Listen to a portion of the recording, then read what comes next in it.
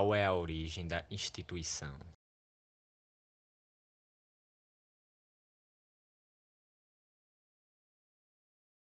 A origem da instituição, ela se originou nos Estados Unidos, né?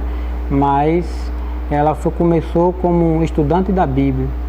Logo em 1950, mais ou menos, ela foi instituída, o nome mudou para as Testemunhas de Jeová, baseado em Isaías 43:10. Se nós pegarmos a história, né, até dos batistas mesmo, lá por volta de 1600 e oficialmente lá por volta de 1800. Mas como nós estamos falando de localidade, nós aqui passamos a ser organizados em 2004, né, irmão? Sim. Em 2004. Bem, os princípios espíritas começaram numa pequena vila localizada nos Estados Unidos, chamada Hardensville. Existia lá uma família, denominada família Fox, dos quais existiam 3 adolescentes e começaram a desenvolver os princípios mediúnicos. Dentro dessa questão, começaram a acontecer as evocações dos espíritos, primeiro pela natureza física, as manifestações eram através de batidas, e aí foi se formalizando toda uma organização a partir das orientações vindas do plano espiritual para com essa família. Então, em 1848, os fenômenos se deram nos Estados Unidos. Com o tempo, de 1850 a 1855, esses fenômenos se deram com mais proporção na Europa, mais precisamente na França. Existia um grupo lá que começaram a ficar surpresos com os fenômenos das mesas girantes. Essas mesas proporcionaram muita atenção ao público, inclusive chamou a atenção do pedagogo francês Hippolyte Léon Denisard Rivail, conhecido como pseudônimo de Allan Kardec. Então, qual era a ideia de Allan Kardec?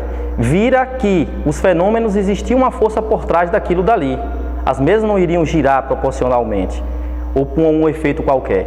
Então, foi aí que ele descobriu que aqueles fenômenos eram desenvolvidos por espíritos.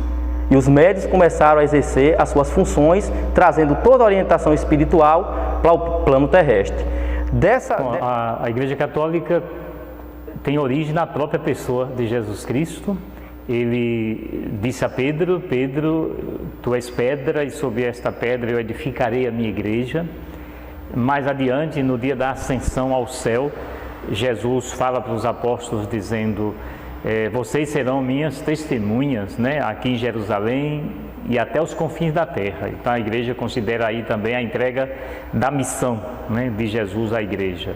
E depois, no dia de Pentecostes, quando veio o Espírito Santo, diz os Atos dos Apóstolos que os apóstolos que estavam reunidos, fechados dentro de um templo, abriram as portas daquele templo e começaram a pregar, né, Jesus Cristo e seu Evangelho. Então, para nós, nisto está o início, a origem da nossa instituição enquanto Igreja Católica. Aqui não é uma instituição, aqui é um templo religioso, é um Ilê-Axé, é uma casa de religião de matriz africana, Ilê-Axé de Tolobi, que é uma casa do nascimento da força de Omolu, que é o orixá da casa, que é o criador, e o orixá que protege a doença, o orixá que é o dono da terra, o orixá da cura. Então, é um Ilê-Axé. Então, você quer saber? A Assembleia de Deus, ela chegou no Brasil no ano de 1910 para 1911, através de 2 missionários suecos chamados Daniel Berg e Gunnar Wingre. Eles estavam em Nova York e de lá tomaram um navio para cá, a pedido de Deus, um chamado de Deus, atendendo um chamado divino, e chegaram em Belém do Pará em meados de 1911 e começaram assim o evangelismo. A Igreja Avivamento Bíblico é uma igreja genuinamente pentecostal, surgiu na década de 40, né? Uma igreja que tem na sua formação uma história muito bonita de 3 jovens de uma faculdade metodista em São Paulo, onde eles, examinando as Escrituras, para ser bem direto, no livro de Atos, capítulo 2, eles analisaram e viram a questão do batismo do Espírito Santo. E ali naquele momento, eles começaram a buscar esse poder, essa unção, e então eles receberam da parte de Deus isso. A Igreja Avivamento Bíblico, como eu falei de outrora, é uma igreja pentecostal, de origem pentecostal, nascida no Brasil. Diferente de outras denominações, de outras igrejas que são pentecostais, mas vieram algumas dos Estados Unidos, né? Mas ela nasceu no Brasil. E no dia 7 de setembro de 1946, ela foi formada como Igreja Evangélica Avivamento Bíblico do Brasil. Qual é a importância da religião para a sociedade?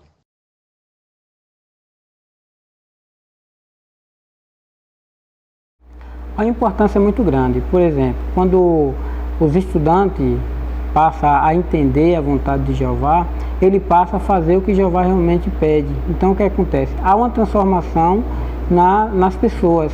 No caso, muitas das pessoas que hoje são testemunhas de Jeová deixaram de fazer coisas ruins, como matar, roubar, né, adulterar e fumar, coisas até simples, como pecados morais, eles deixaram de fazer. Para a sociedade, aquela que principalmente professa Jesus como Senhor e Salvador da vida do ser humano. Então a importância é de vidas transformadas, de paz na sociedade.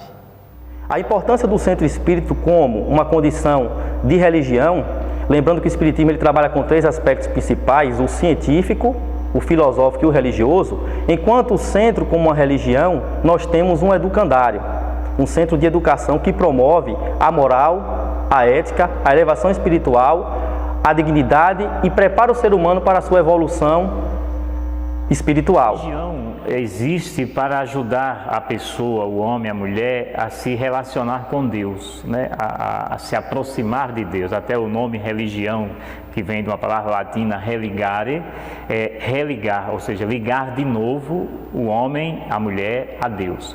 Portanto, a sociedade constituída de homens e mulheres que possuírem um relacionamento com esse Ser Supremo, com Deus, vai fazer com que a sociedade seja melhor, mais tranquila, mais viva, mais em paz, mas seja uma sociedade mais respeitosa, né? Onde as pessoas vão conviver respeitosamente umas com as outras, porque terão sempre Deus como referência maior. Tem importância grande para a sociedade, porque é uma religião de matriz africana, que a sociedade frequenta, é cultura do nosso país, é cultura do nosso estado. Então, hoje em dia, é uma religião que vem, muitas pessoas vêm buscar auxílios espiritual, buscar sabedoria, resolver problemas, então tem muita importância. A religião, ela é de uma suma importância para a sociedade. Por quê? E a religião hoje é responsável por descriminalizar e, como diria, ressocializar pessoas. Então eu acho que a religião é muito importante para a sociedade desse ponto de vista social também. Eu vejo a religião não como um conceito apenas. No meu ponto de vista, a religião é uma pessoa. Porque a palavra religião, no latim, ela significa religare, que quer dizer religar. Religar o quê? Religar o homem a Deus. Então, religião, ela, no meu conceito, no meu entendimento, ela é uma pessoa, é Jesus. Existem várias instituições, mas religião, religar o homem, a humanidade a Deus, somente Cristo Jesus. Qual é o conceito de Deus e suas características morais e éticas?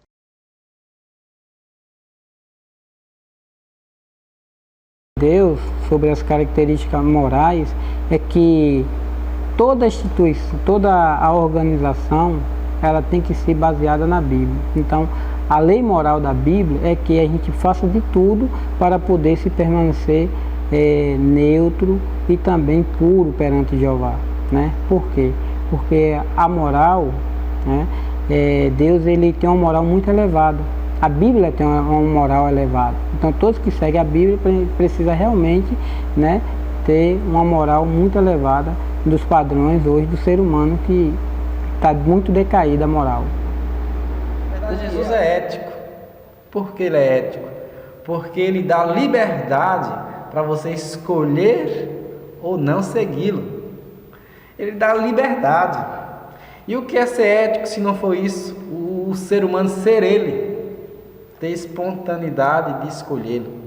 Então, a característica de Deus é essa, de dar o livre arbítrio, né? Da primeira obra do Espiritismo, que é o Livro dos Espíritos, inclusive a primeira pergunta indagada por Allan Kardec aos Espíritos: o que é Deus? Os Espíritos respondem: causa primeira de todas as coisas, inteligência suprema.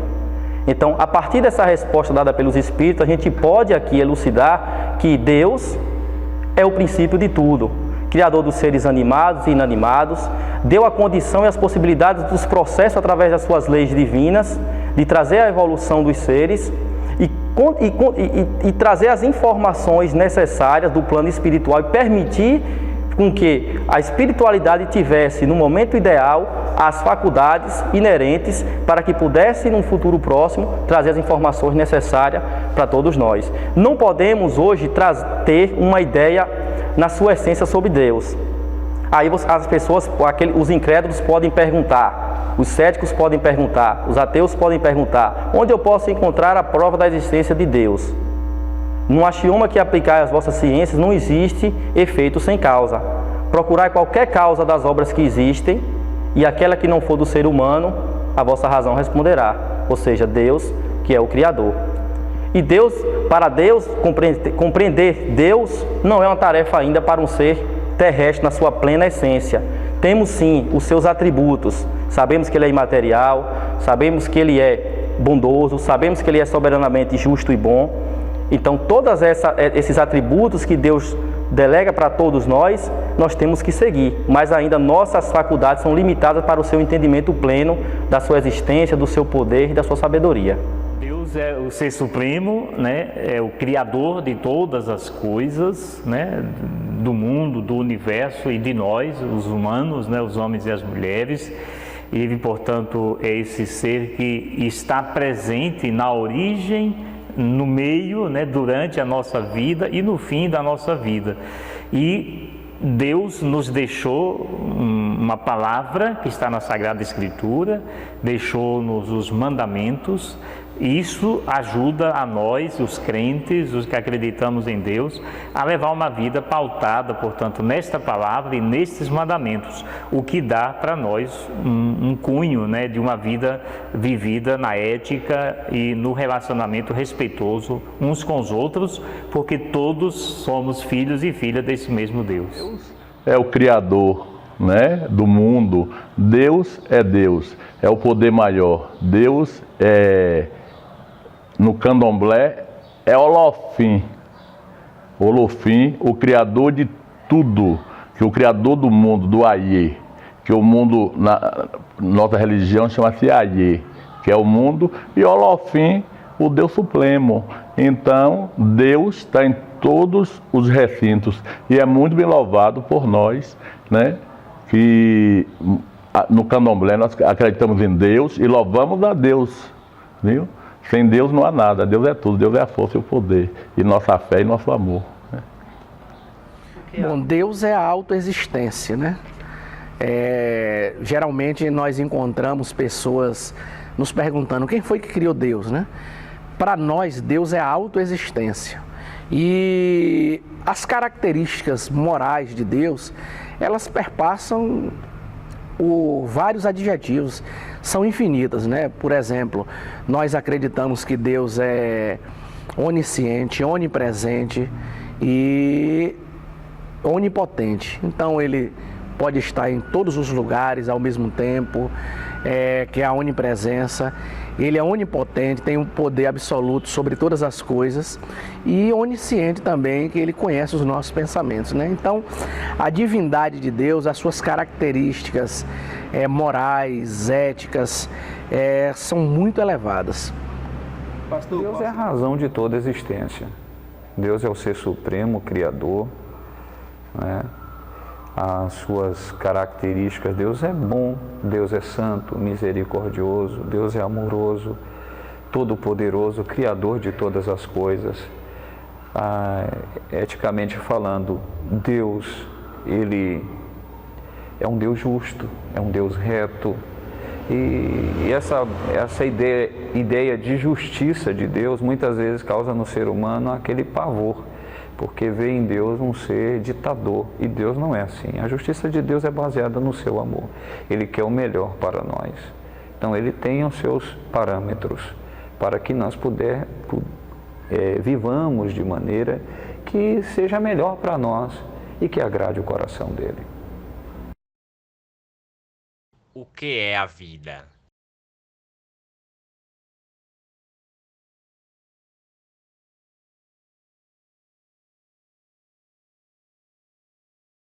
Jeová, quando fez Adão, né, ele colocou em Adão o fôlego de vida. Então, há uma diferença, como as pessoas hoje entendem, de que Adão, ou que nós temos uma alma. E na verdade não é. Nós somos uma alma. Porque quando Deus ele colocou fôlego de vida em Adão, ele disse assim: você vai ser uma alma vivente. Ele não colocou uma alma em Adão. Então, a vida é o oposto da morte. Então, é o fôlego de vida que nós temos, que faz com que nós andamos, caminhamos, pensamos. O sopro de Deus é a vida. Nós estamos aqui porque Deus quis, né? A vida é justamente isso. É a manifestação de Deus, que Deus pode. Né? Nós estamos aqui porque Deus permitiu. E a vida é tudo isso. É a manifestação de Deus. A vida é criada incessantemente por Deus. Deus, nesse exato momento, não está parado. Quando uma citação bíblica diz que na casa do Pai há várias moradas. Então Deus, nesse momento, está criando mundos para a habitação da sua criação. A vida a gente tem que entender a partir do seguinte aspecto: levar em consideração não só a vida do corpo, mas principalmente a espiritual. Porque a vida do corpo ela é temporária, ela é momentânea. A vida do corpo, ela realmente teve um início. A partir de 4,5 bilhões de anos, a gente sabia que era impossível existir a vida no nosso planeta Terra. Mas a partir do momento em que houve as condições adequadas para isso, Deus proporcionou. No Livro dos Espíritos, na questão 44, Allan Kardec faz a pergunta aos espíritos: de onde é que surgiram as vidas que povoam o planeta Terra? E os espíritos respondem: a Terra já continha um germe para que se pudesse se desenvolver a vida no nosso planeta. Uma vez que todas as condições, todas as vibrações terrestres, toda aquela perturbação inicial das eras antigas do nosso planeta Terra, 4,5 bilhões de anos, em que o nosso planeta constituía-se como uma bola de fogo, a partir do momento que foi dada a condição, aí a vida se processou. No livro dos Espíritos... A vida é o grande dom de Deus, né? Para nós humanos, né? É o grande dom de Deus. A vida de todas as criaturas vivas e a vida humana, né? De todas as criaturas que têm vida, nós humanos somos, diria, as criaturas especiais, porque Deus nos fez, e está na Bíblia, isso lá no livro do Gênesis, a sua imagem e semelhança. E a imagem e semelhança significa um ser inteligente, um ser com capacidade de decidir, de escolher, um ser de vontade. A vida é tudo, a vida é nós, a vida é esse momento, a vida é o sopro que Deus deu ao boneco de barro e criou o homem, né? E que estamos até hoje. Então a vida é um sopro e a nossa benfeitoria, né? A vida é tudo, sem a vida não há nada, né? Antes de tudo a vida, a criação. A vida é um dom de Deus dada ao homem e nós precisamos usufruir com muita serenidade sobre isso. Portanto, nós acreditamos que a vida Deus deu e só Ele tem o direito de suprimi-la, né? De tirá-la. Então a vida para nós evangélicos, para mim pastor, é exatamente isso, consiste nessa afirmação, é um dom de Deus. A vida é um presente de Deus, a vida é a dádiva de Deus, é uma dádiva que Deus nos deu, uma das dádivas que Deus nos deu. Por que eu falo uma das dádivas que Deus nos deu? Porque o maior presente que Deus nos deu foi a vida eterna, né? Através da pessoa de Cristo Jesus. Porque a vida sem Cristo, no meu conceito, no meu entendimento, porque nós cristãos, né? Porque a palavra é para todos, não somente para os cristãos, a palavra é para o homem. Nós temos nossa referência, nossa base de referência é a palavra de Deus, né? E cremos que Jesus, ele nos dá de presente a eternidade, né? A vida sem Cristo é limitada, é passageira, mas a vida com Cristo ela se torna eterna. Ele diz: eu sou a ressurreição e a vida. Então ele nos dá a vida eterna. O que é a morte?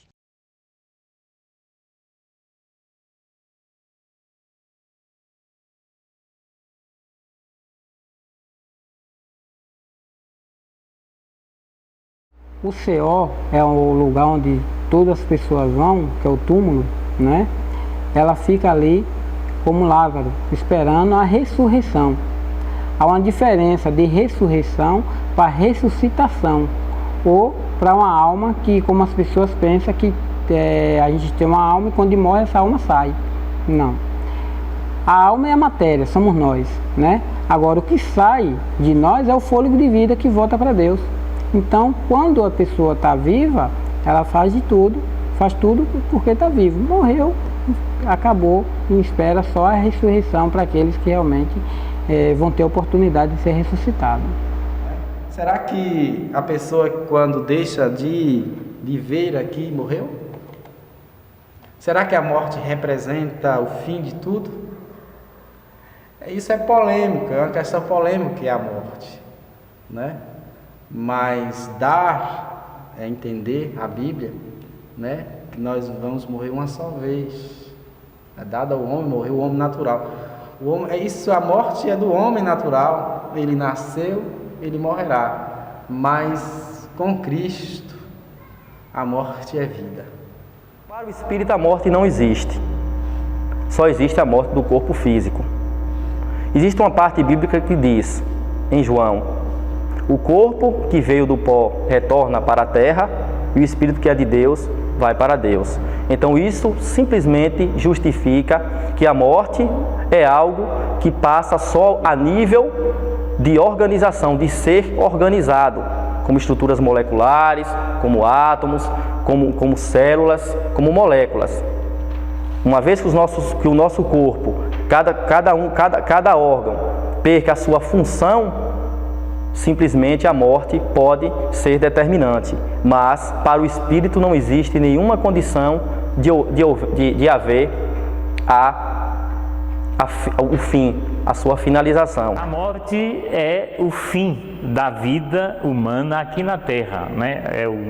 Esse período que interrompe essa nossa presença no mundo. Então, nós acreditamos então que terminada, né, a vida aqui na Terra, a gente morre fisicamente para este mundo, né? Então, a morte para nós seria o fim da vida na Terra, essa vida humana aqui no mundo, e ao mesmo tempo o começo de uma vida que a gente que crê, e a partir da Bíblia, começa a vida que a gente chama de eterna, essa nossa vida em Deus para sempre. A morte é o outro lado da vida. A gente que tem fé na espiritualidade, a morte, a matéria morre, porque a carne veio da terra, né? Que foi o boneco do barro que Deus soprou a vida, então ele volta, suga a nossa vida, que é o espírito, e leva, e a morte é o outro lado da vida, a continuidade da vida é a morte. A morte é a interrupção da vida, né? E aí, nossa vida, ela é temporária, né? Tiago diz que ela é como um vapor que aparece e de repente some. O salmista Davi também, ele diz que a nossa vida voa, né? Ela é muito curta. Eu costumo dizer que a vida que nós temos para viver, ela não cabe dentro da vida que nós temos. Daí, esse desejo nosso de servirmos copiosamente a Deus, na esperança de uma vida eterna, né? Que nós possamos materializar aquilo que nós temos para viver, porque a nossa vida ela é temporal, né? Ela é muito curta. Então a morte ela é a interrupção da vida. Em diversos momentos na Bíblia Sagrada se faz afirmações quanto à morte, né?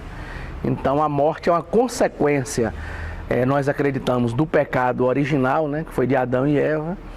E a Bíblia diz que por um homem a morte veio ao mundo e por um homem também, que é Jesus Cristo, veio a vida, né?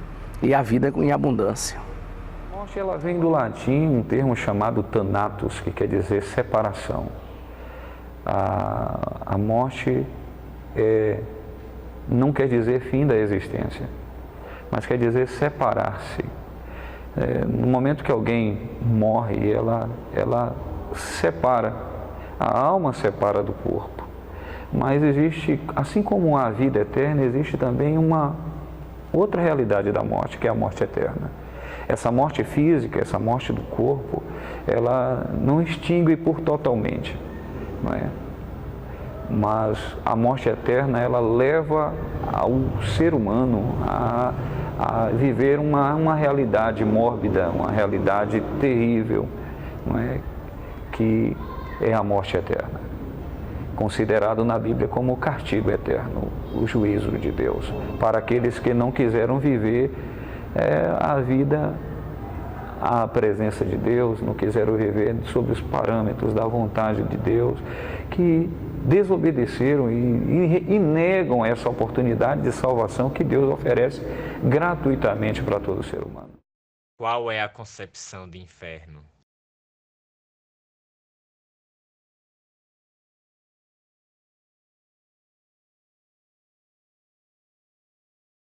O inferno significa escuridão. Então, há uma diferença, biblicamente, de inferno e de fogo, como as pessoas pensam. Há inferno, que é escuro, é escuridão. Todo lugar que a gente tiver escuro, está no inferno. Por isso que há uma diferença e, infelizmente, as pessoas, ou as religiões, elas pensam que, ou leva a crer que inferno é inferno de fogo. Concepção do inferno, Deus é completo. Deus é completo, né? E inferno também, como é uma palavra polêmica, né, no meio do ser humano, inferno, céu, céu, inferno, né? Alguns usam metáforas para falar sobre o inferno, né? Quando você está numa vida ruim, isto é o inferno, as pessoas falam, né? Quando você não está passando você está passando por alguns momentos difíceis, algumas pessoas dizem que isso é um inferno, mas o inferno, na concepção da palavra de Deus, é um local preparado para Satanás, o opositor de Deus, lá, né? No início, quando Deus fez o mundo, fez os anjos, e fez inclusive Lúcifer, que é anjo de luz, e ele ali, né, quis ser mais do que Deus, né, subiu na mente dele o egoísmo, né, de ser maior ou igual a Deus. Então Deus repugnou essa atitude, porque Deus é o princípio, o início, né, e o fim. Então o inferno foi preparado para ele, porque lá, né, e não só para ele, mas para aqueles também que seguem a vontade deste ser hoje, né, repugnante no meio, né, no meio dos evangelhos do servo de Deus. O inimigo, principalmente, o inimigo número 1, né? Inferno, como algo geograficamente de localização, não existe segundo o Espiritismo. O que nós temos é um umbral, que é um local temporário sobre o qual os espíritos errantes ficam um certo tempo e ele recebe o auxílio devido para seguir seu caminho em frente. Deus jamais destinaria um filho seu à perdição, ao inferno. Nenhuma obra de Deus foi criada para se perder. Então, quando a gente atrela o inferno como algo que foi criado para aqueles que não têm chances de mudar, o Espiritismo não nos explica dessa maneira. Céu e inferno não existe uma localização definitiva. Se você é um espírito evoluído, se você é um espírito que fez o bem, que praticou a caridade, a abnegação, a benevolência, você vai construir o seu céu no seu íntimo, na sua alma. Agora, se o espírito veio para o planeta Terra e se tornou algo errante, não cumpriu com seus objetivos traçados no plano espiritual, ele está construindo o seu próprio inferno. O inferno é a ausência de Deus, né? Então, quando a gente diz assim, quando morrer alguém pode ir para o inferno, né? Antigamente a gente considerava até na nossa própria catequese o inferno como um lugar, né? Onde a gente ia, tinha fogo, etc. Depois o avanço, né, das ciências e da própria ciência bíblica faz a gente compreender hoje que o inferno na verdade é a ausência de Deus. Portanto, quando a gente já vive aqui na Terra, nesse mundo, uma vida longe de Deus, distante de Deus, sem Deus, a gente já está vivendo, diria, no inferno. E quando uma pessoa vive nesse mundo, longe de Deus, e que morre aqui, ele entra então nesse estágio definitivo da vida, sem Deus. Isso é o verdadeiro inferno, né? A ausência definitiva de Deus na vida de uma pessoa. Olhe, céu e inferno não existe. Aqui agora é o céu, que nós estamos com bem. E se nós praticar o mal, é o inferno. Então o céu e o inferno é suas benfeitorias. Tudo de bom que você faz na vida, você está no céu. Tudo de mal que você faz e que você passa, está no inferno. Porque inferno mesmo não existe. O céu é o infinito, é a fé, é tudo. Existe o céu, que é o ar, e o inferno é o mal, tá entendendo? É o mal e o coração de cada um que pratica aquele mal. Então, não existe. O inferno, segundo Mateus capítulo 25, verso 41, o inferno, ao contrário do que se falam por aí, né? As pessoas quando brigam, se agitam, ficam enfurecidas, mandam o outro para o inferno. Mas a Bíblia diz nesse texto que eu falei, que o inferno é criado para o diabo e seus anjos. Então o inferno é o resultado de uma vida sem Deus. Então para nós o inferno é um lugar espiritual reservado para o diabo e seus anjos. O inferno, segundo as Escrituras, e eu me baseio por elas, afinal, ela é minha, a Bíblia para mim é tudo, porque a palavra de Deus, por ela fomos gerados, e o inferno, citado na Bíblia, é o castigo eterno para todos aqueles que rejeitaram o plano de salvação para as suas vidas. O ser humano, no ponto de vista espiritual, ele está condenado. Mas Deus dá uma oportunidade gratuita de vida eterna para o ser humano. No momento que ele rejeita isso, ele está escolhendo o castigo. Não é Deus que lança, não é Deus que Deus que lança o homem no inferno, assim, pelo seu bel prazer. O homem escolhe o seu caminho. A Bíblia fala no livro de Deuteronômio, o nome escolhe, tem a vida e a morte. Escolhe, pois, a vida, pois viva. Então é uma escolha, não é? É uma escolha.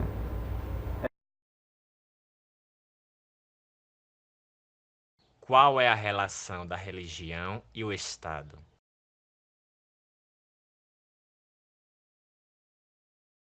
Com o Estado. Bom, somos neutros em tudo, né? Primeiro, que nós não escolhemos candidato algum. Por quê? Biblicamente, né? Em Apocalipse, capítulo 14, capítulo 16, versículo 14 ao 16, ali fala que nós, aqueles que faz parte de uma organização verdadeira, ele não pode ter parte em arte, em coisas políticas. Por quê? A religião no nosso país é laico, não pode, não é laico, porque há uma permissividade, né, de que a religião seja isento das concepções jurídicas e administrativas do Estado. O Estado não pode influenciar, não pode invadir, né, as doutrinas da religião, não é? Bem, Nós sabemos que o Estado ele é laico. Quando o Estado é laico, ele deixa a interpretação de que não existe intervenção nem na religião para com o Estado, nem do Estado para a religião. Então, logo, se o Estado ele prima ou prioriza uma ou outra religião, ele está sendo intolerante com as demais. Então, o Espiritismo em si, ele não vincula-se a nenhum órgão, a nenhum Estado, a nada. Ele simplesmente é um centro de educação, um centro de caridade, um centro de saúde e um templo de oração. A relação da religião e o Estado hoje é uma relação de convivência respeitosa, mas sabendo cada um o seu lugar. O Estado tem a sua missão e precisa cumpri-la e cumpri-la bem. E a religião também, as igrejas e a Igreja Católica também tem a sua missão e precisa cumpri-la bem. E precisa ter uma convivência, né? Porque tanto no Estado quanto na igreja existem as pessoas que estão, inclusive, no Estado e na igreja. E a igreja cumpre um papel, muitas vezes, de colaborador, né? Ou seja, entra na linha da caridade, né? Da assistência social, para ajudar as carências que o Estado, tantas vezes, deixa na assistência, especialmente aos mais pobres. A religião com o Estado da Bahia foi o Estado que chegaram os navios negreiros. Então, tudo chegou no nosso Estado. O primeiro navio chegou com os negros. Então, quando eles vieram, trouxeram a religião de matriz africana, que é a nossa religião, que hoje é candomblé, que é o candomblé. Que as pessoas diziam que era seita, e não é seita, é religião que vem deles. Então, foi os negros que trabalharam, que construíram, que trabalharam, que expandiram, que trouxe esse tempero maravilhoso africano, como o acarajé, o caruru, o abará, tá entendendo? A capoeira, o maculelê, as danças afros. Então, vieram tudo de lá. Então, nosso estado foi onde se concentrou a maior parte dos negros que vieram da África. Então, para nosso estado tem muito valor. Não só o estado, como o nosso Brasil, né? Nosso país. Não deve se ter relação nenhuma entre religião e Estado. A gente precisa conviver em paz, porque a Bíblia diz que, se possível, tenha paz com todos os homens. Então, nós acreditamos que a gente precisa dialogar, ter um diálogo sadio, mas sem comprometer os nossos princípios e sem se aliar às instituições do Estado. É de fundamental importância a questão da igreja em relação ao Estado. São duas instituições fortes, de grande importância para a sociedade, de grande influência. A igreja, ela realiza muitas obras que ajudam e andam de mãos dadas com o Estado. A recuperação de pessoas, não é? A transformação de pessoas que outrora eram delinquentes, era a margem da sociedade, né? Um trabalho sem palavras, o papel da igreja. A igreja, ela tem esse papel fundamental, aonde o Estado ela tenta investir muito na recuperação de pessoas e muitas vezes não consegue fazer isso. E a igreja, através da palavra de Deus, através da fé, ela consegue mudar o curso da vida de algumas pessoas. É lógico, se o Estado e a igreja eles trabalharem de mãos mais dadas, com certeza o resultado será muito melhor. Qual a sua visão sobre o aborto?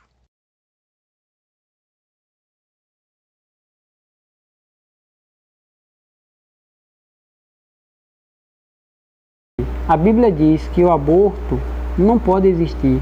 Por quê? É uma vida. É diferente da pessoa, vamos dizer, fazer uma concepção para poder ter um filho. E vamos dizer, aquele restante, vamos dizer, do esperma, ela descartar. Mas o aborto ele já foi concebido. Juntou o esperma com o ovo, então já tem uma vida. Independentemente de quantos dias tenha, já é uma vida. É vida, né, gente? Nós estamos falando de vida. A gente fala de aborto como se fosse mais uma coisa, mas nós estamos falando de vida, né? vida ali. Quem criou a vida?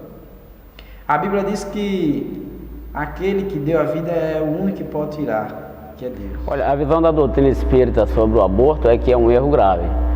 Porque à medida que alguém decide, orienta, pratica o aborto, está impedindo o espírito de reencarnar, porque o espiritismo traz a verdade da reencarnação, que é uma forma, o espírito está no plano espiritual, tem a chance de reencarnar, é a providência divina, é a chance que Deus dá para o espírito buscar a sua jornada evolutiva, buscar a evolução moral e a perfeição. E à medida que alguém pratica o aborto, está impedindo esse espírito de desenvolver essa experiência, de desenvolver mais essa vivência no corpo físico, que é o corpo de carne, para poder corrigir os erros do passado. Então, à medida que se pratica o aborto, está aí se construindo um grande erro, está se materializando um grande erro. Sempre considerou e ainda considera o aborto um atentado à vida, né? Ela defende a vida desde a gestação, portanto, quando uma mulher engravida e gera um ser novo, ela precisa respeitar essa vida gerada e conservá-la. Então a igreja não admite o aborto, ela se posiciona contrária ao aborto porque ela é a favor da vida. E o aborto nada mais é do que realmente tirar a vida de um ser inocente que ainda não tem nenhuma capacidade de se defender. E aí a igreja não concorda, portanto, com o aborto. Totalmente contra o aborto, porque se eu for a favor do aborto, eu não queria viver. Então, o aborto é a fertilidade, e a gente trabalhamos com a fertilidade, com o Oxum, que é o orixá fértil, o orixá dona da barriga. Então, totalmente contra. Eu acho que a pessoa, se procurou, tem que dar a vida, dar a luz, que pra gente é nascer. Então, nascer, Iku é morrer. Então não pode ser Iku, matar a vida antes de vir ao mundo, antes de vir à luz. Então, totalmente contra. Como você vê, aborto em hipótese nenhuma. É como eu falei quando você me perguntou o que é a vida. A vida é um dom de Deus. Então, nós preservamos o máximo.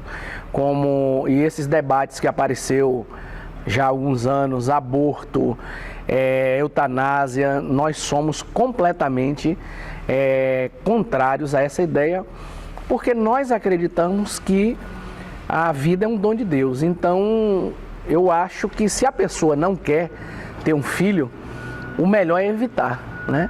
Tem os meios contraceptivos aí, inúmeros, mas depois que a criança está formada, e aí é um longo debate, eu acho que não se deve, em hipótese nenhuma, interromper a gestação, porque já é uma vida, né? Eu vejo da seguinte maneira a questão do aborto. É alguém decidir se alguém deve existir ou não. E esse papel só cabe a Deus. Ainda que seja por meios traumáticos, ainda que seja por meios que são dolorosos. Mas alguém decidir pela existência de alguém, eu acho isso muito terrível.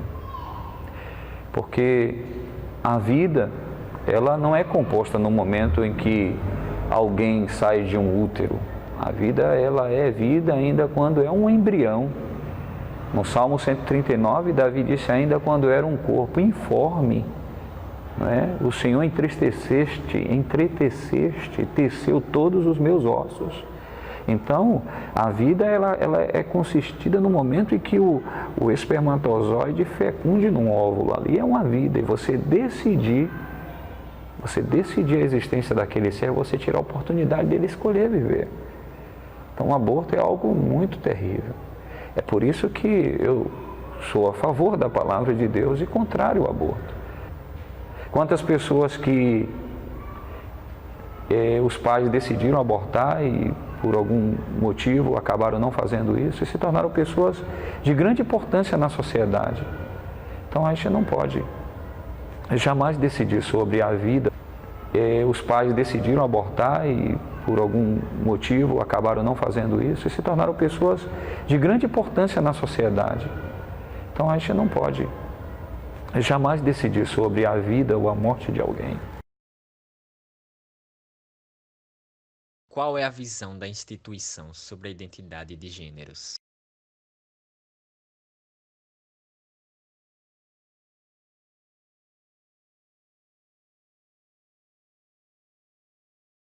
Pratica a imoralidade sexual, os idólatras, os adúlteros, os homens que se submetem a atos homossexuais, os homens que praticam o homossexualismo, os ladrões, os gananciosos, os beberrões, os injuriadores, os extorsores, não herdarão o reino de Deus.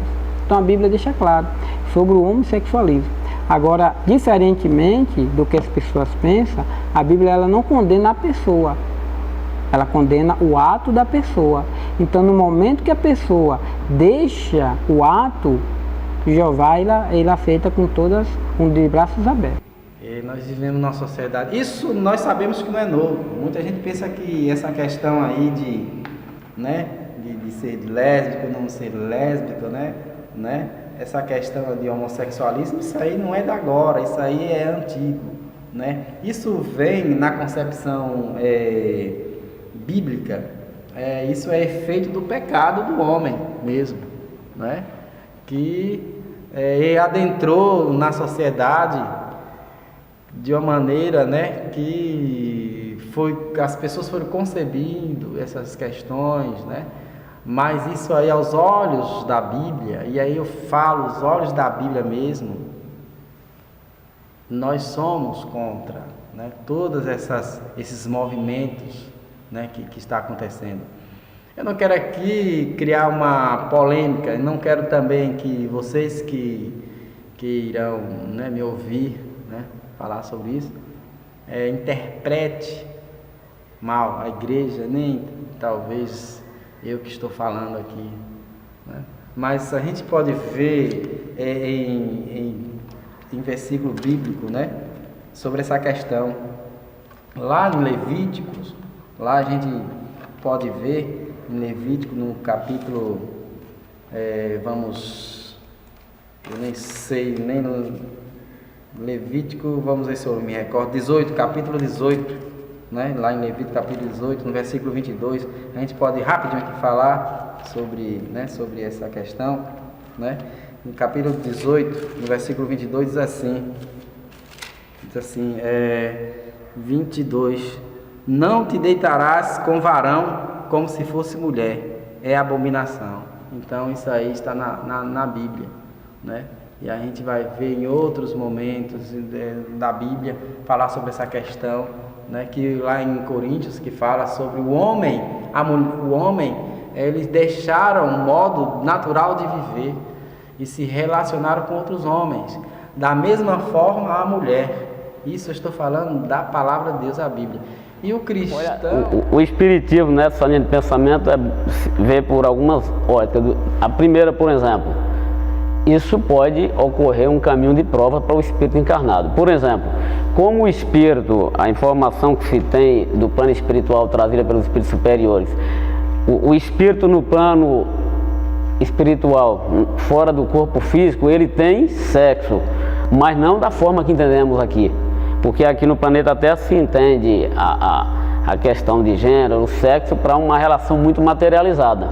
Então vejamos, se o espírito foi homem numa encarnação passada e foi muito rebelde, maltratou as mulheres e pintou e bordou, ele pode na reencarnação seguinte reencarnar como mulher. Só que, como às vezes não deixa toda a tendência que tinha antes, aí pode, nesse caminho, essa pessoa tornar-se homossexual. A igreja tem mudado, diria, essa compreensão, mudado no sentido de avançar na convivência, né, com pessoas que participam da Igreja Católica e que possuem a identidade homossexual, seja homem, seja mulher. A Igreja tem, inclusive nos seus últimos documentos, falado muito de acolhimento, né, de compreensão, de misericórdia. O Papa Francisco, né, atualmente tem usado muito a questão da misericórdia para com todo mundo e também para com a pessoa que possui a identidade homossexual. A igreja, inclusive, tem falado, no caso, por exemplo, de ser padre, né, de ser freira, frade, monge, a possibilidade de que uma pessoa homossexual venha a se tornar, né, desde que a pessoa homossexual que se sinta chamado para ser padre, freira, monge, respeite o voto de castidade, o celibato, que é a não relação sexual. Então, tanto vale para o heterossexual como para o homossexual. Agora, é claro que ainda tem muito o que avançar, né? Dentre os católicos ainda há uma dificuldade de aceitação, né, da homossexualidade. Muitas vezes a gente cai até no perigo, né, da homofobia, né, de uma crítica muito forte às pessoas que são homossexuais, como se fosse doente, né? E a Igreja Católica não concorda com essa ideia. Ela sabe que é uma questão de identidade mesmo. A pessoa não se torna homossexual, ela já é homossexual, e é isso que a Igreja tem procurado respeitar. Apenas pede, e aí que está a dificuldade ainda, que a pessoa homossexual se abstenha, né, diria, da relação sexual, o que tem sido um desafio para os católicos homossexuais. Sexualismo é doença, às vezes é doença, e hoje em dia é uma coisa normal. Sempre foi normal, não tem um preconceito nenhum, tá entendendo? Porque desde o início do mundo que existe, só que antigamente as pessoas tinham mais ética, tinham mais respeito, mas a vida hoje expandiu em tudo, e dou maior apoio, não tenho nada contra, não sou homofóbico com nada. As pessoas hoje em dia fazem o que gostam, as pessoas fazem o que quer, e eu acho até se a pessoa tem uma tendência a isso, tem que assumir agora com respeito à sociedade, aos irmãos, e tem que procurar se valorizar totalmente, nada contra, de forma nenhuma. Bom, a identidade de gênero, na verdade, é um debate atual. Há 20, 30 anos, por exemplo, você não ouvia falar sobre identidade de gênero. Então não é agora que a gente vai definir. E aí eu fico pasmo quando eu vejo essa orientação chegar nas escolas, nas faculdades, as pessoas querem forçar um debate desse. Eu acho que Deus faz um homem macho e fêmea, homem e mulher. E essa ideia de concepção de gênero, eu não acredito muito nela. Uma criança nasce homem e de repente com 10 anos de idade acha que está preso num corpo de homem, mas na verdade seria mulher. Eu não acredito que um Deus que tem seus conceitos tão elevados permitiria isso. Eu acho que há uma confusão intelectual e uma doutrinação de esquerda, forçando as pessoas a corromperem, né, as suas identidades, que nascem com ela, e colocando em dúvida essa questão, se é homem, se é mulher, enfim. A identidade de gênero, ela é muito complexa. Embora a igreja, ela tenha o papel de respeitar as escolhas de cada pessoa. As escolhas são escolhas. Embora que dentro dessa realidade de identidade de gênero, a Bíblia encara isso como práticas pecaminosas. E aí a gente, através da palavra de Deus, a gente vai orientar, jamais julgar, jamais apontar, jamais recriminar, ter preconceitos. O nosso papel como cristão é amar, respeitar e orientar. Nada além disso. Existem outras linhas de pensamento, pessoas que são extremistas e fanáticos que acabam tomando decisões errôneas, e isso envergonha até o Evangelho de Cristo, porque Cristo ele veio para amar e veio para salvar. Não é? É isso que a Bíblia nos orienta. Qual é a contribuição da instituição para o debate étnico-racial?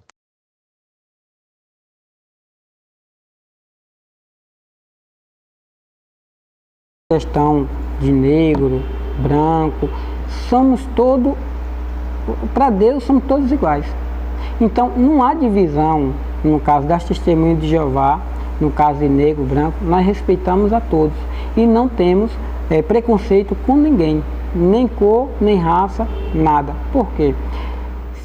Como nosso Deus, nós acreditamos que todo mundo é igual.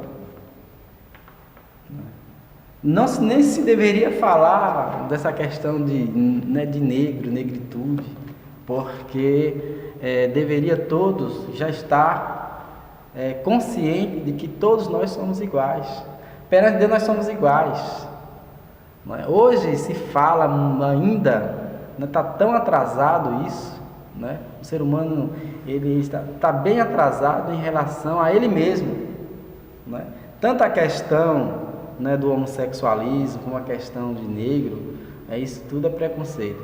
Eu quero dizer o seguinte, que Deus ama o pecador, mas Ele aborrece o pecado, não é o pecador. Então preconceito é abominável por Deus quando você quer inferiorizar o seu semelhante. Pois aí vai cair naquela questão lá, amar o próximo como a ti mesmo. Amar o negro, né, como você que é branco, né? E a minha cor, né, não diz quem eu sou. Quem diz quem eu sou são as minhas atitudes como ser humano. Olha, o Espiritismo nos mostra que nós somos espíritos encarnados, mas na verdade a grande família é espiritual. A cor da pele não importa muito para a doutrina espírita, exatamente porque é uma questão da matéria. No Livro dos Espíritos tem alguns trechos que Allan Kardec trata a questão muito na linha de regiões do globo. Tem regiões que o clima é muito diferenciado e o negro, por exemplo, tem mais melanina, né? Resiste mais às regiões quentes. As regiões mais frias, a população tem a pele mais clara. Mas observe que o Brasil, por exemplo, existe uma miscigenação muito grande, né? Uma mistura saudável das raças materialmente falando. Então a doutrina espírita nos ensina que o que precisa muito é compreensão, porque afinal de contas a cor da pele não interfere na vida espiritual. Somos a grande família universal. Olha, tem sido também um outro elemento que a igreja tem avançado muito, né? Especialmente aqui a Igreja do Brasil, através da CNBB, da Conferência Nacional dos Bispos, né, Católicos do Brasil. Nós tivemos alguns anos atrás uma campanha da fraternidade, que é um movimento que a igreja faz na quaresma, né? Ali no início do ano, agora brevemente vai ter, e teve o tema da questão dos negros, né? Para poder ajudar a igreja e a própria sociedade a romper, a acabar com esse tal de preconceito por causa da cor da pele, né? Então podemos dizer que na doutrina hoje da igreja não entra o racismo, ou seja, nós não admitimos o racismo. Por quê? Porque nós acreditamos na palavra de Deus que diz que todo homem e toda mulher é filho e filha de Deus. Não importa se é branco, amarelo, negro, né, moreno, não importa. É filho de Deus, é filha de Deus, merece respeito. E a igreja tem ajudado muito, tem a pastoral do negro, né? Tem uma reunião de padres, bispos negros, tem um encontro de religiosas e religiosos negros para valorizar a própria cultura, a raça e aquilo que a pessoa é em si mesma enquanto de origem da raça negra. Defendemos muito, porque nossa religião, como eu lhe disse, nós viemos da religião de matriz africana, viemos do negro. Como eu sou negro, sou descendente de africano, então esse dia eu vou para os debates contra as intolerâncias, porque os negros sofreram muito, que não era valorizado, era escravizado. Então esse dia a gente damos palestras, fazemos caminhada, fazemos debate em defesa daqueles nossos ancestrais que trabalharam tanto nos cafezais, nos canaviais, nas fazendas, escravizados, sem direito a nada. E até hoje o negro ainda é visto de maneira que não são tão valorizados. Muitas vezes um branco que não é nada chega em um lugar, é bem recebido porque está bonito. Chega um negro, por cada cor, é mal recebido. E muitas vezes aquele branco é até um marginal e o negro é uma pessoa de cultura, está entendendo? E às vezes discriminado. Então eu acho que é um dia para isso, para tirar isso da cabeça das pessoas ainda, e a gente damos o maior apoio e defendemos. Racial. Olha só, nós pregamos a tolerância, né? Inclusive direitos iguais, tanto homem quanto homem para a mulher. Nós não discriminamos pessoas em hipótese nenhuma, principalmente por cor, porque isso já foi superado, né? A humanidade sofreu muito, parece-me que os dados são gritantes, são 100 milhões de escravos mortos ou pessoas escravizadas. Até hoje no Brasil, pessoas continuam sendo escravizadas, mas eu acho que nós precisamos e temos a responsabilidade de limparmos a história. E limpar a história não é ter amnésia, né? Ninguém esquece das misérias que foram praticadas durante a escravidão. O que nós precisamos é, daqui para frente, não tolerarmos a discriminação em hipótese nenhuma. E para isso, como todo brasileiro, e o brasileiro ele é uma pluralidade multirracial. A minha avó era negra, de origem negra, escrava daquela época, embora ela não foi, mas as suas raízes sim. E eu tenho muito orgulho de ter esse sangue negro, ter essa origem.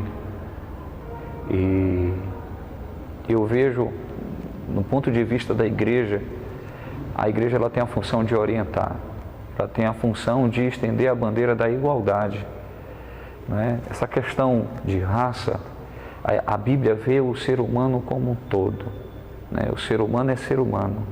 As diferenças de cores ou de tonalidade de pele, isso para Deus não faz diferença. O ser humano está dentro da sua essência, do seu caráter. E isso é mais importante. A nossa função como igreja é orientar as pessoas a estender a bandeira da igualdade, né? De lutar pelos direitos igualitários de todos. Como você vê a questão da intolerância religiosa dentro de um país laico como o nosso?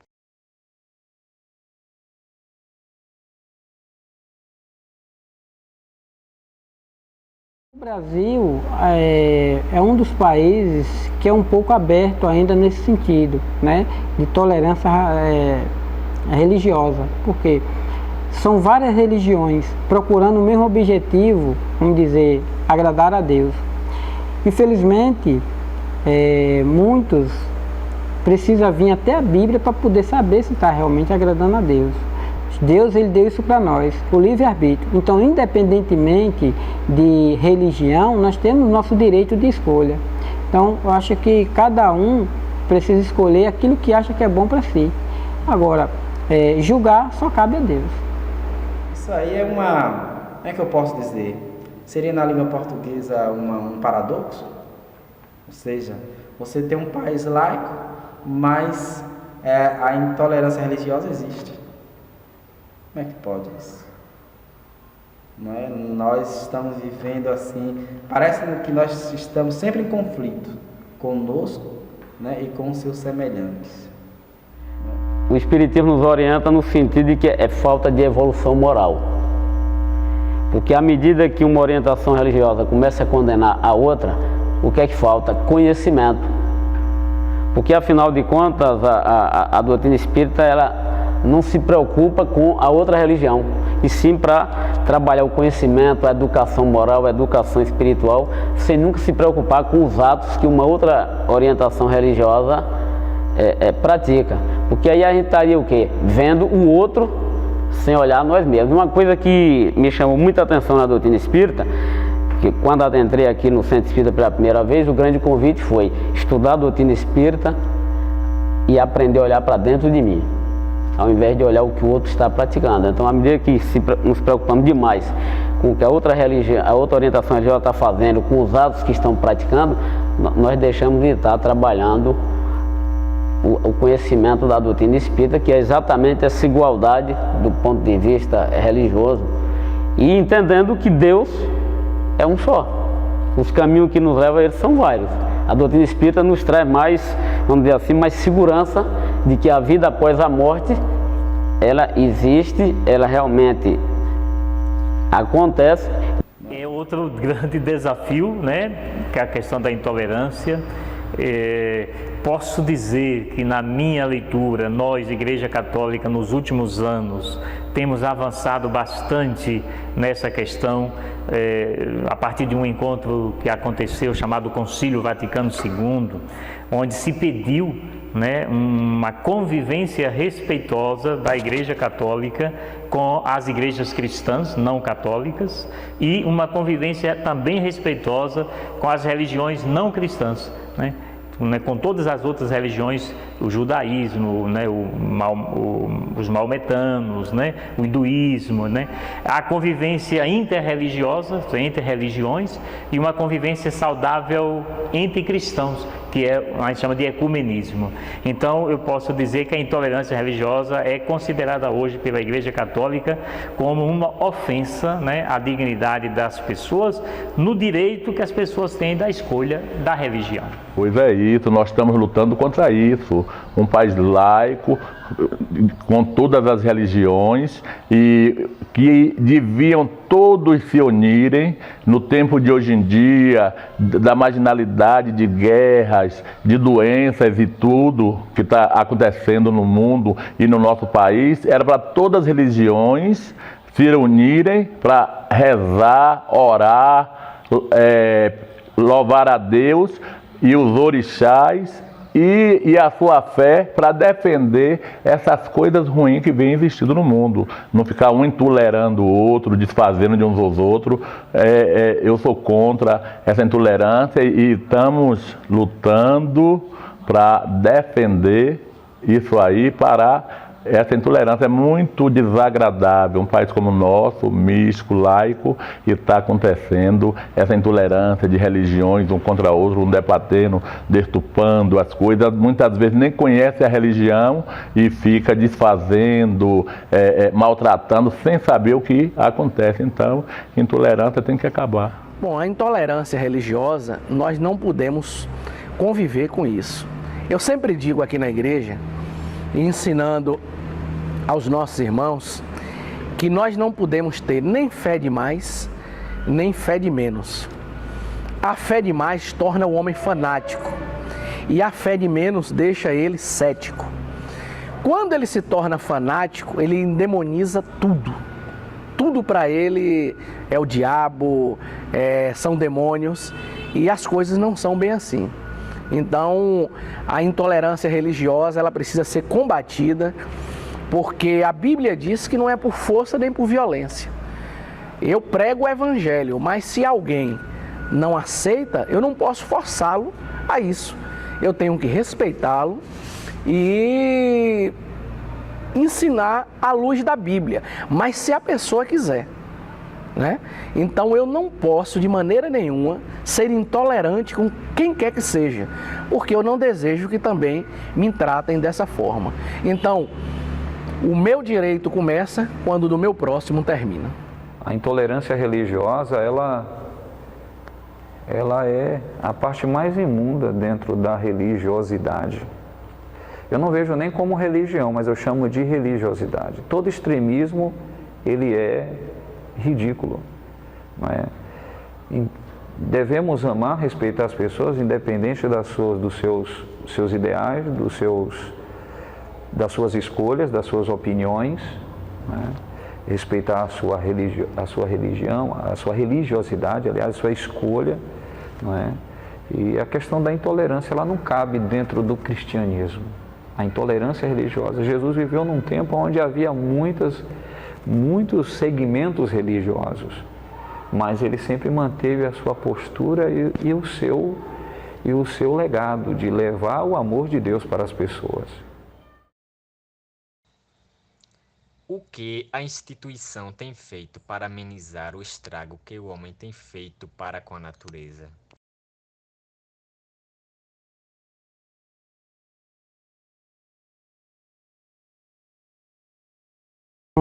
Da Bíblia são primeiras coisas, as coisas que Jeová ele nos ensina, que é cuidar do planeta, cuidar do bem-estar. Uma testemunha de Jeová, se ela aprende e cumpre seu papel, jamais ela vai desmatar sem necessidade, jamais ela vai ganhar dinheiro em forma daquilo que está prejudicando a natureza, nem sequer, muitos das testemunhas de Jeová, nem sequer cria pássaros em cativeiro, não cria, porque sabe que eles foram nascer para viver. A gente vai à luz da Bíblia, né? Deus, Ele criou o mundo, criou todas as coisas. Criou plantas, né? Árvores, Deus criou os animais, depois Deus criou o homem.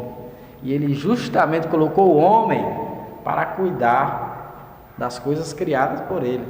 Nós temos que fazer algo, principalmente conscientizar as pessoas que nós devemos plantar, né? Fazer um reflorestamento. Nós estamos tirando as plantas, as árvores da cidade, nós não estamos replantando.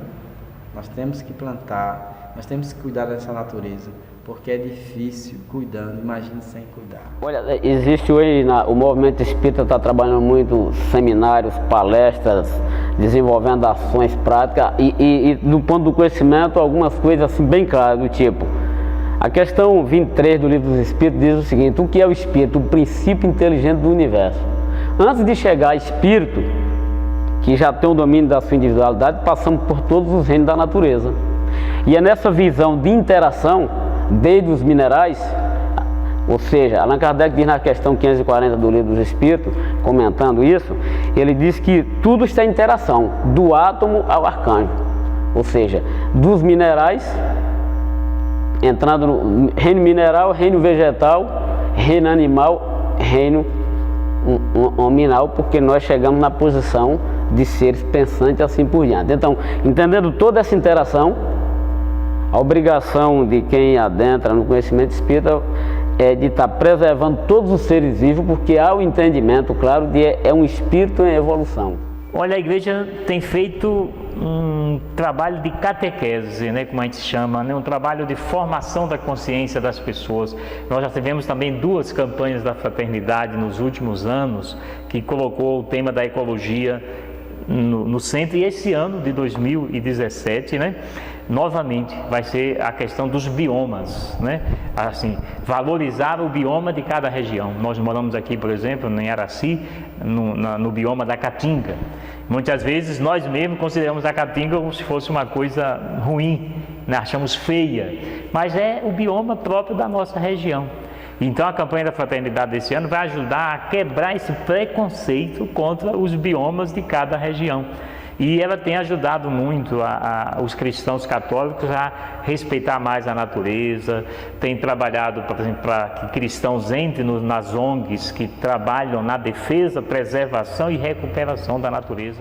Olhe, muitas vezes não pode fazer nada porque não tem o poder, mas como não tem o poder aquisitivo, mas a gente com orações, com oferendas, que nós trabalhamos com a natureza, precisamos da água, precisamos do rio, dos rios, do mar, precisamos das folhas, que o candomblé, a nossa religião trabalha muito com folha, com cura, então somos totalmente defensores da natureza e procuramos, se nós vamos em um mato, em uma mata atlântica, ver um plástico, ver um vidro, ver uma garrafa, uma coisa assim, nós temos que procurar limpar, ver onde joga o lixo, para agradar e ensinar uns aos outros, tá entendendo? Sabe, reciclar o lixo, as coisas, mas o que podemos fazer é pedir a Deus, né? E orar, e os orixás, que é natureza, para não ter esses problemas que nós estamos tendo, né? Para melhorar isso aí. Bom, eu acho que essa pergunta aí é um pouco difícil, porque no momento nós não estamos fazendo muito, mas temos o desejo. O que nós fazemos é tentarmos ao máximo possível não afetar o meio ambiente, né? Não degradar o meio ambiente. Procuramos selecionar o nosso lixo, mas eu acredito que nós estamos fazendo pouco e precisamos, a partir de agora, criarmos novas temáticas, workshop, para ensinar ao nosso povo a se cuidar quanto ao ambiente, porque todos nós vivemos num mundo que precisa de cuidados, né? A nossa participação em relação ao meio ambiente é de orientação, de orientar, de ações que levam a pessoa à mobilização e à prática de ações que vai realmente trazer um ambiente mais saudável, né? Um ambiente mais saudável. O meio ambiente realmente ele tem sofrido com a questão da poluição. De uma certa maneira, nós somos causadores disso. E nós entramos nesse declínio aonde a palavra de Deus sempre orientou do homem cuidar da terra. A nossa função é cuidar da terra. Uma das primeiras ordens que Deus deu à humanidade foi: cuide bem da terra. Então, é a nossa participação, não somente como cristão, mas como ser humano, cuidar da terra, porque ela é o meio a qual nós vivemos. Se não cuidarmos dela, é como a gente não cuidasse da nossa casa. Uma hora desaba sobre nós. O que é o pecado?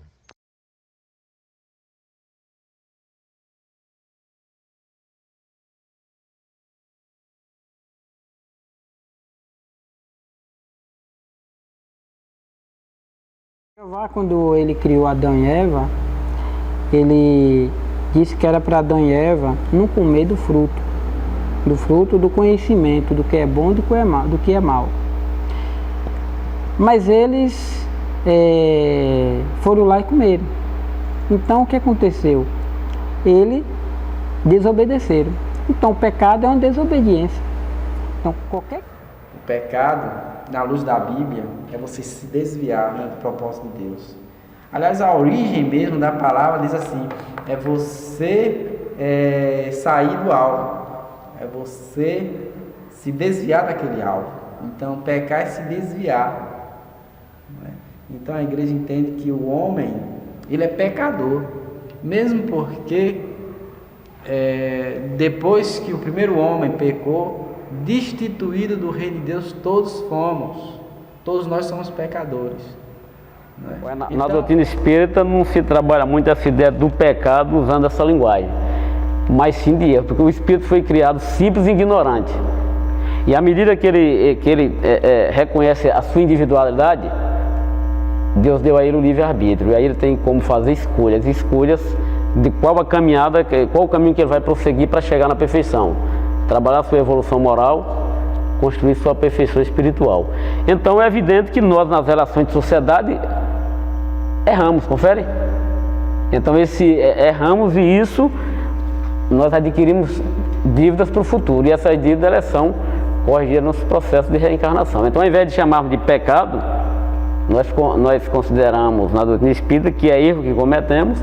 Como a justiça divina é extremamente coerente, nós não vamos chegar na perfeição espiritual sem corrigir todos os erros que cometemos aqui na nossa caminhada. Aí a reencarnação vem para reparar esses erros.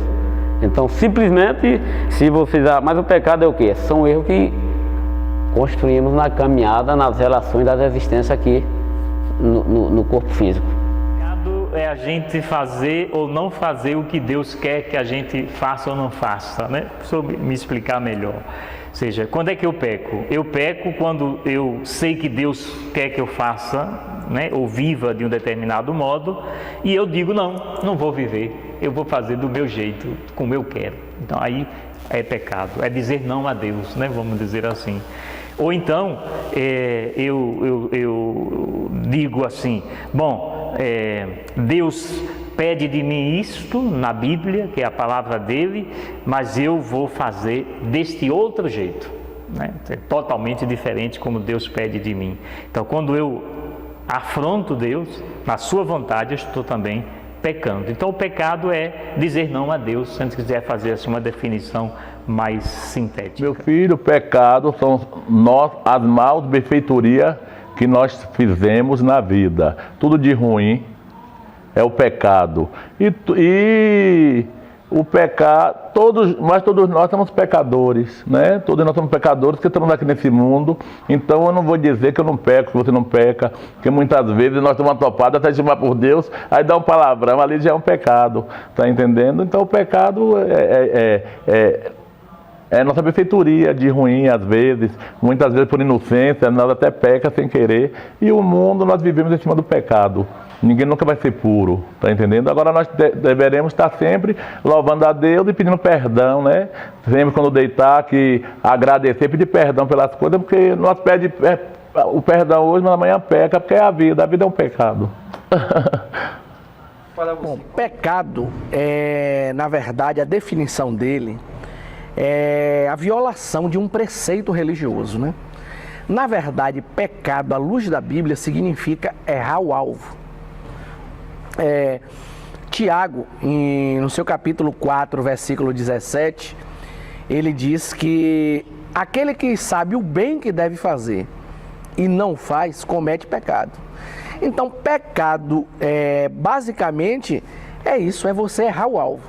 Você sabe que tem um bem para fazer e você não faz. Então, você erra o alvo. Pecado é basicamente isso. O pecado, ela quer dizer desobedecer. A Bíblia diz que todo pecado é iniquidade. É desobedecer a Deus. E desobedecer em quê? Todas as vezes que nós fazemos algo que não vai fazer bem para nós, porque pecado é aquilo que não vai fazer nem bem para nós, nem bem para ninguém. É por isso que Deus odeia o pecado. Porque Deus se importa conosco. Deus não se agrada com a nossa destruição. Você pode analisar que todo tipo de pecado, ele sempre vai causar um dano para nós ou para alguém. Então, por que Deus odeia o pecado? Porque Deus nos ama, Ele não quer ver a nossa ruína, Deus não quer ver, a nossa destruição, Deus não quer o nosso mal, Deus é amor. Qual é o dia ideal para se descansar dos afazeres diários?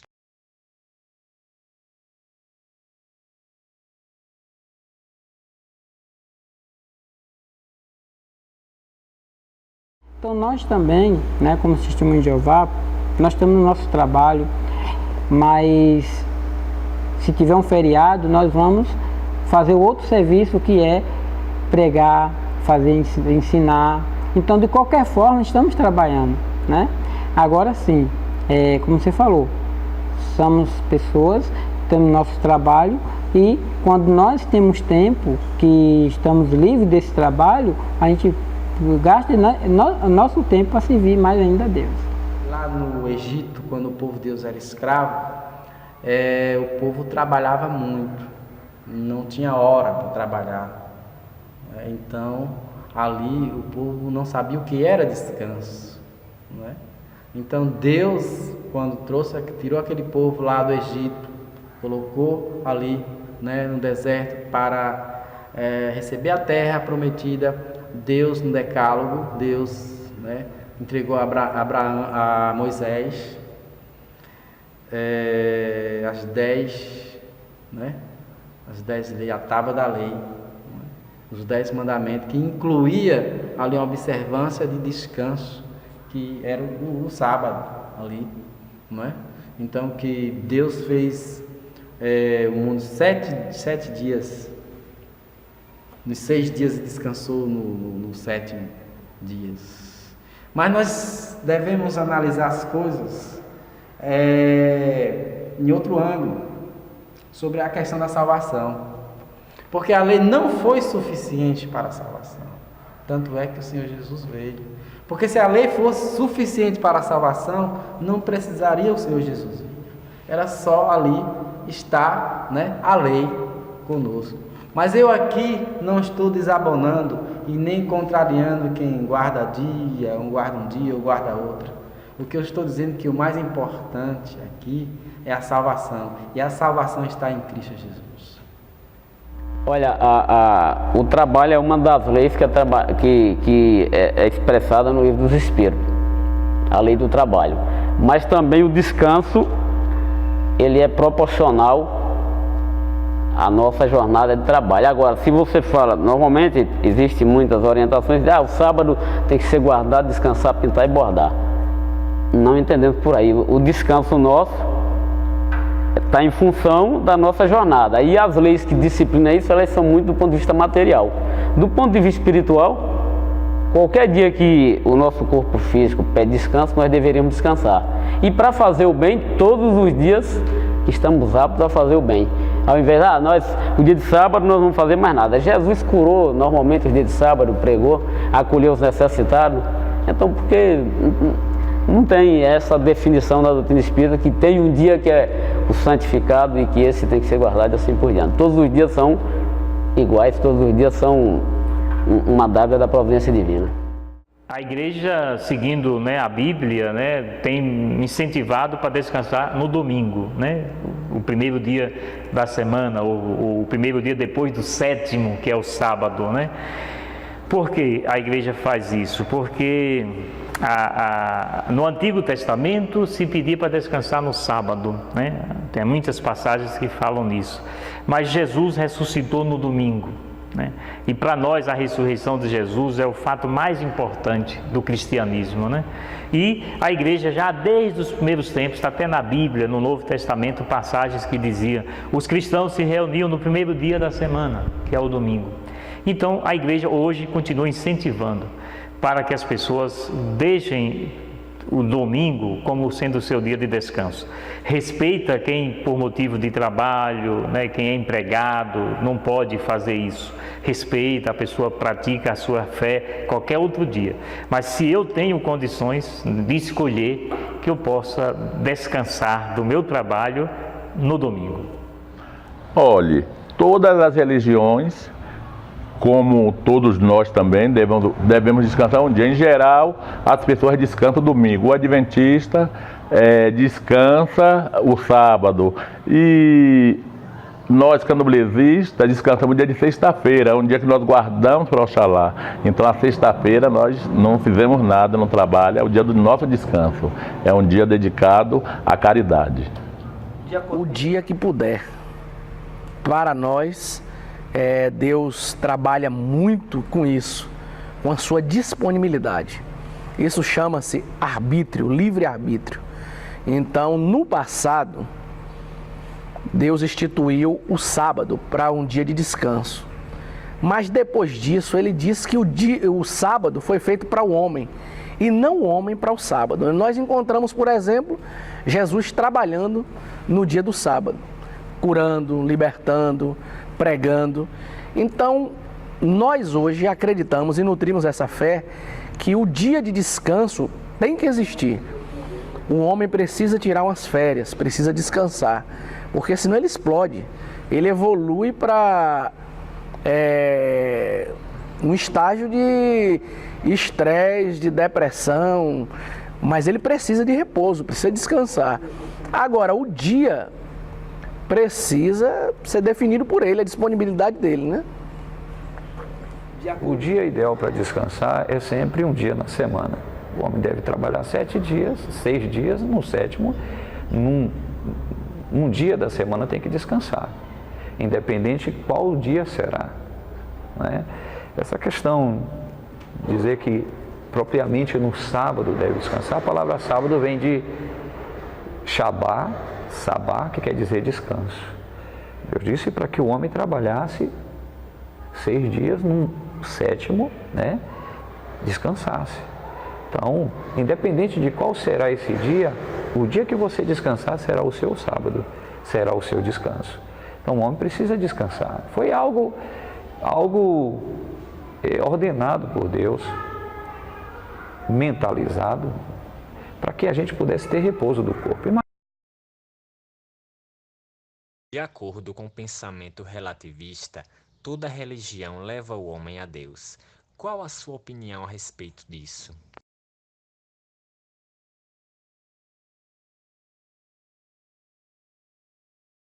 Há um só corpo e um só espírito, assim como há uma só esperança a que fomos chamados. Há um só Senhor, uma só fé, um só batismo. Então, Não tem dois senhores nem três, há um só. Não tem dois batismos nem três, há um só.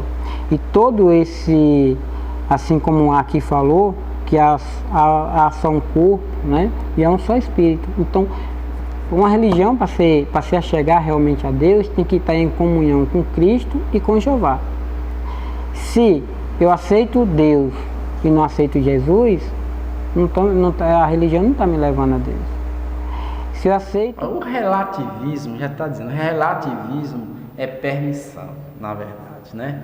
É você, o que é isso? É você permitir respeitar, nós já falamos até sobre isso, é respeitar a ideia do outro, é respeitar a cultura do outro, é respeitar o viver do outro, não é? Então, o relativismo é isso, é você respeitar. E o que nós fazemos, né, é isso, é respeitar, né, a cultura do outro, é respeitar a religião do outro, é respeitar o ser humano, que é importante eu respeitar, você respeitar o próximo, não é? Então, isso é um respeito, é permissão, uma ideia que vem. Você não pode massacrar alguém porque tem uma cultura diferente da sua. Não, a gente deve entender, até mesmo aprender.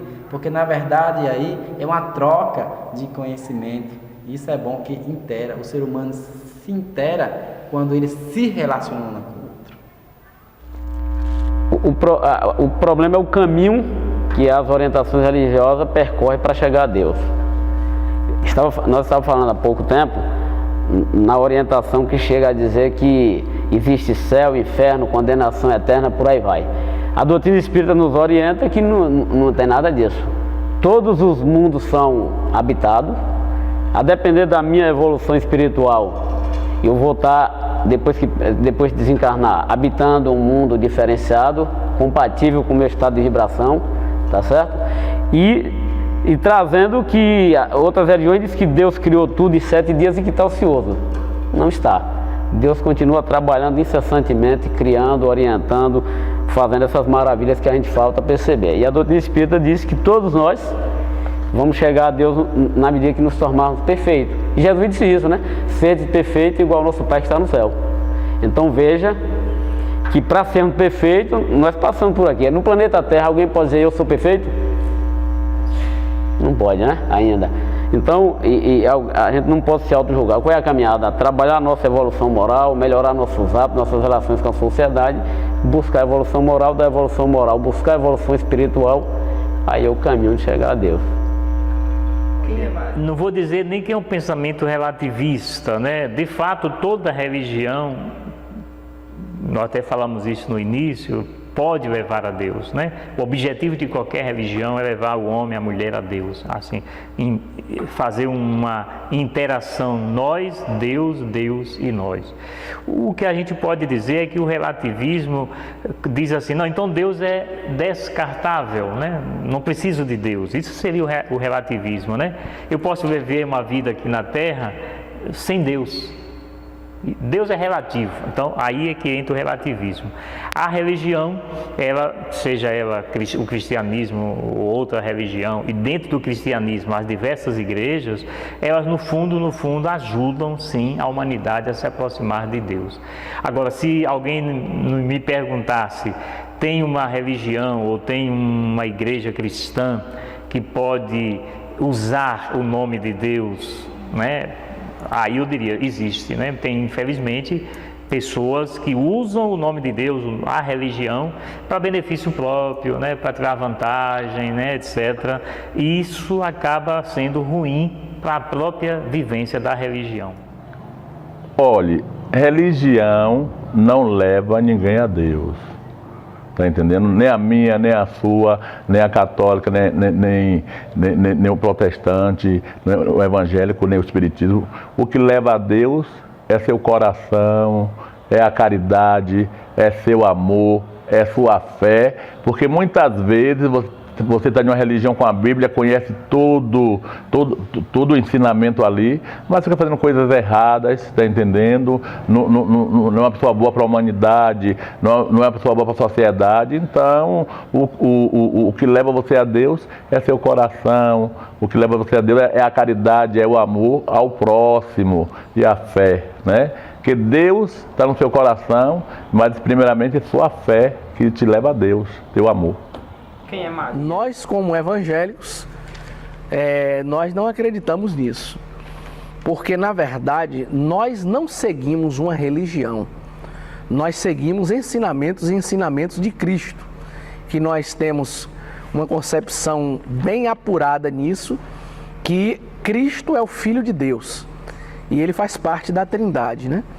E nós acreditamos, e lá João 14,6 diz, né? Jesus, ele se autoafirma, e o judeu, ele tem um cuidado muito grande nisso, em conjugar o verbo eu na primeira pessoa do singular. O judeu não faz isso, mas Jesus vem como um bom judeu e diz: eu sou o caminho, eu sou a verdade e eu sou a vida. Então, baseado nessa declaração, nós entendemos e vivemos à luz dessas afirmações e dos seus ensinamentos. Agora, as pessoas acreditam no que quiserem, né? Mas nós ensinamos que o caminho legítimo que conduz o homem a Deus é Jesus Cristo. Eu não digo que toda, porque religião, no meu ponto de vista, é uma só: Jesus. Jesus é a verdadeira religião, Ele é o religare. Não é? Ninguém vem ao Pai se não for por mim, disse Jesus. Então, Ele é a religião. Né? Então, somente Jesus pode levar o homem a Deus. Se o homem, ele confessa Jesus como seu Salvador, se o homem entrega a sua vida para Cristo, com certeza haverá uma ponte de ligação entre ele e Deus. Vai trazer de volta aquilo que foi quebrado, que foi essa aliança. Então, religião é Jesus. Quem é Maria e qual sua importância no processo de salvação da humanidade?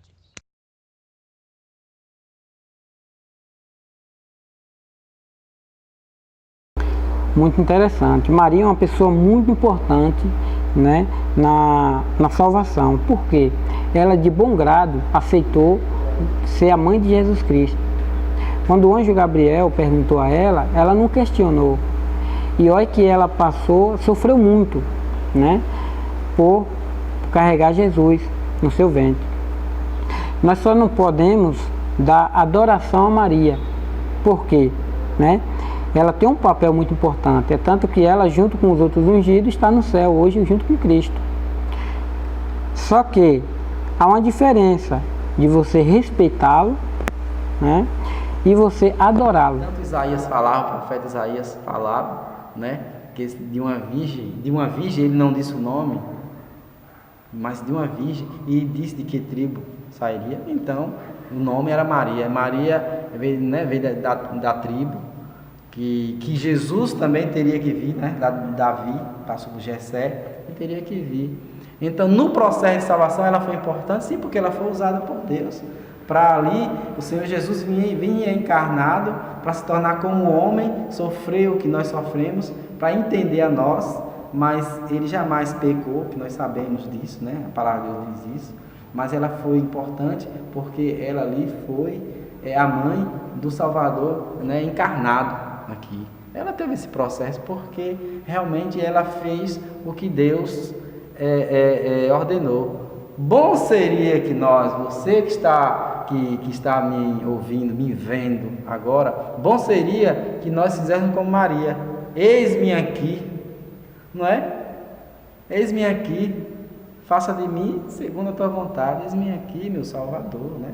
Senhor e Salvador. Então nós, como Maria, nós também temos um processo grande aí para sairmos e falar de Jesus, porque Jesus é transformação de vida. Maria, na visão espírita, é um espírito muito evoluído que foi escolhido naquele momento para receber o governo espiritual do planeta. E Maria teve essa missão de acolher em seu seio um espírito evoluído que foi Jesus, que é exatamente considerado pela doutrina espírita o governador espiritual do planeta Terra. Então, Maria tem assim uma importância muito grande dentro da doutrina espírita, por ter sido o espírito encarnado no corpo de mulher, que cuidou no seu ser de Jesus, que veio e deixou todo esse exemplo que antes de Cristo se tinha uma orientação, depois de Cristo a humanidade tomou um outro rumo. Isso é notável, né? A história está dividida antes e depois de Cristo. Então veja aí a importância de Jesus para a sociedade e para a população do planeta Terra. E Maria tem essa importância exemplar, como um espírito evoluído. Maria é a mãe de Jesus, né? Assim, uma resposta simples seria assim: está na Bíblia, está no Evangelho, especialmente de Mateus e de Lucas, que Deus escolheu a jovem lá de Nazaré, chamada Maria, para ser a mãe do filho dele, que ele estava mandando ao mundo para salvar o mundo, que depois recebeu o nome de Jesus Cristo. Então a importância de Maria é porque ela soube ouvir o chamado de Deus, né? Deus mandou o anjo Gabriel conversar com ela, propôs e ela disse: está aqui, a serva do Senhor, faça-se em mim conforme a palavra de Deus. E Jesus foi gerado pelo Espírito Santo no seio de Maria. A importância dela é essa, ela ter sabido escutar Deus. Ela conseguiu gerar esse Filho de Deus no seu seio, deu à luz esse Filho de Deus e cuidou dele durante toda a vida, até Jesus morrer na cruz. O Evangelho aponta Maria lá ao pé da cruz, né, junto do seu filho. E ainda depois Maria presente no início da vida da igreja, né, quando estava para receber o Espírito Santo. Portanto, para nós católicos, Maria tem um lugar assim, bem especial, porque ela ajudou a gente a ter hoje a salvação, a ter Jesus, o nosso Salvador. Maria tem muita importância, que foi uma mulher que foi escolhida por Deus para conceber o filho dele. Então foi a criatura que deu vida a nosso Senhor Jesus Cristo, que veio amando de seu pai, né? Que seu pai mandou, que veio, o próprio Deus veio através do Filho para tentar nos salvar, para tentar consertar a terra. Não conseguiu consertar de tudo a tudo, mas pelo menos educou um pouco a humanidade. E Maria foi uma pessoa concebida sem pecado. Então é uma santa que a gente também louva, tem muita fé, viu? É uma mãe, mãe. Então nossa mãe, para nós tem muita importância, né? Você ama sua mãe. E Maria é a mãe de nós todos, porque foi a mãe do nosso Senhor Jesus Cristo que veio ao mundo para nos salvar e nos ensinar. E na nossa religião tem muita importância para mim. Maria no candomblé tem sim. As Iabás, mães, como Oxum, Iemanjá, Inhansã, todas é representada por Maria. Maria é Ayá, que significa mãe. De nós. Maria, para nós, Lucas 1:28, o anjo, quando se reporta a ela, ele diz: salve agraciada. Se você vê as expressões e os pronomes de tratamento no passado, por exemplo, Ave César, era Salve César. Era uma colocação grega.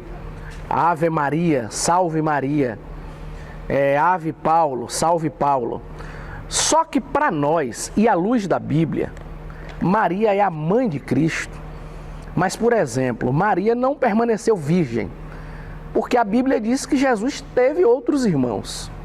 Então ela foi uma mulher escolhida por Deus para uma missão.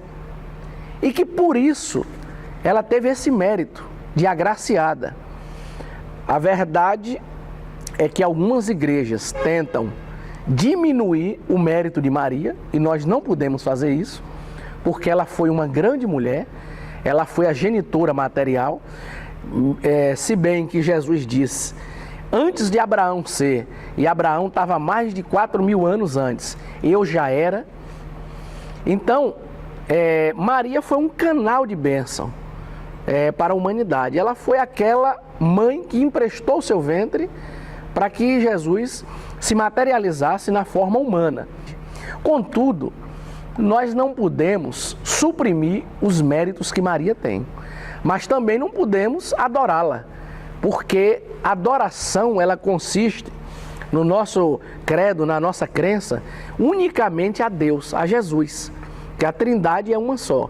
Então, nós não adoramos Maria, nem tampouco a rebaixamos ao nível que ela não está, porque ela foi uma grande mulher também. Maria, segundo a Bíblia, uma mulher exemplo, uma serva do Senhor. Ela representa muito para nós cristãos no sentido de exemplo e de submissão à vontade de Deus. Todos nós devemos ser no exemplo como Maria.